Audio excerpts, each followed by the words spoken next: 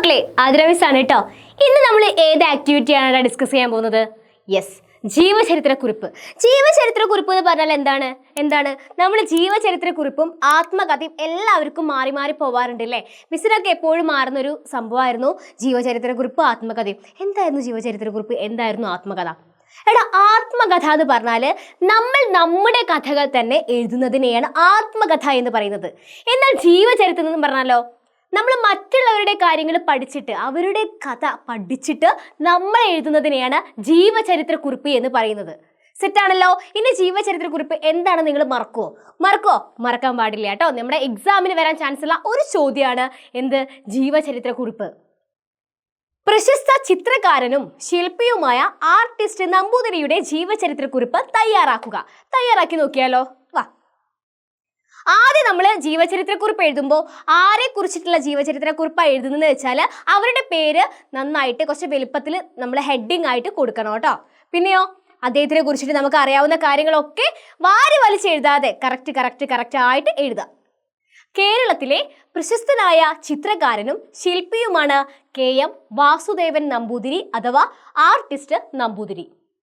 ചിത്രകലയ്ക്ക് പുതിയ മാനം നൽകിയ പ്രതിഭാശാലിയായിരുന്നു നമ്പൂതിരി. വരയും പെയിന്റിങ്ങും ശില്പവിദ്യയും കലാസംവിധാനവും ഉൾപ്പെടെ നിരവധി മേഖലകളിൽ അദ്ദേഹം മികച്ചു നിന്നു. 1925 സെപ്റ്റംബർ 13 പൊന്നാനിയിൽ ജനിച്ചു. ഏത് സ്ഥലത്തുള്ള ആളാണ്? നമ്മുടെ പൊന്നാനിക്കാരനായിരുന്നു കേട്ടോ. കുട്ടിക്കാലത്ത് വീടിനടുത്തുള്ള ശുഗപുരം ക്ഷേത്രത്തിലെ ശില്പങ്ങൾ അദ്ദേഹത്തെ സ്വാധീനിച്ചു. ഇവ കണ്ടിട്ടാണ് ശില്പങ്ങൾ വരയ്ക്കാനും വാർത്തെടുക്കാനും എനിക്ക് പ്രചോദനം ഉണ്ടായത് എന്ന് നമ്പൂതിരി പറഞ്ഞിട്ടുണ്ട്. മദ്രാസ് ഫൈൻ ആർട്സ് കോളേജിൽ നിന്ന് ചിത്രകല അഭ്യസിച്ച നമ്പൂതിരി 1960 രേഖാചിത്രകാരനായി മാതൃഭൂമി ആഴ്ചപ്പതിപ്പിൽ ചേർന്നത്. പിന്നീട് കലാകൗമുദി, സമകാലിക മലയാളം തുടങ്ങിയ പ്രസിദ്ധീകരണങ്ങളിൽ ആയിരക്കണക്കിന് രേഖാചിത്രങ്ങൾ വരച്ചു. MTയുടെ രണ്ടാം ഊഴത്തിലെ ദ്രൗപദി, പിന്നെയോ VKN കഥകൾക്ക് വരച്ച രേഖാചിത്രങ്ങൾ എന്നിവ പ്രസിദ്ധമാണ്. അരവിന്ദന്റെ ഉത്തരായനം, കാഞ്ചനസീത എന്നീ സിനിമകളുടെ ആർട്ട് ഡയറക്ടർ ആയിരുന്നു ആര് നമ്മുടെ നമ്പൂതിരി അല്ലേ. അദ്ദേഹത്തിന്റെ ജീവചരിത്രം രേഖകൾ എന്ന പേരിൽ പ്രസിദ്ധീകരിക്കപ്പെട്ടു.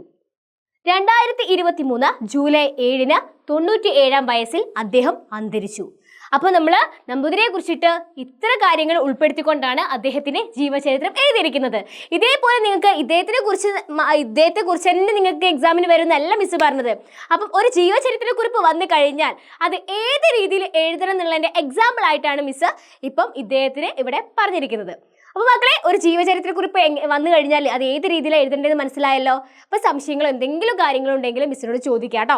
അപ്പോൾ എന്തായാലും വീഡിയോ ഇഷ്ടപ്പെട്ടാൽ ലൈക്ക് ചെയ്യുക, ഷെയർ ചെയ്യുക, സബ്സ്ക്രൈബ് ചെയ്യുക. പിന്നെ നിങ്ങൾ വിലപ്പെട്ട കമൻസും കാര്യങ്ങളൊക്കെ താഴെ കമൻറ്റ് ബോക്സിൽ രേഖപ്പെടുത്തുക. അപ്പോൾ അടുത്ത ദിവസം അടുത്ത വീഡിയോ ആയിട്ട് കാണുന്നതായിരിക്കും. അതുവരേക്കും ബൈ.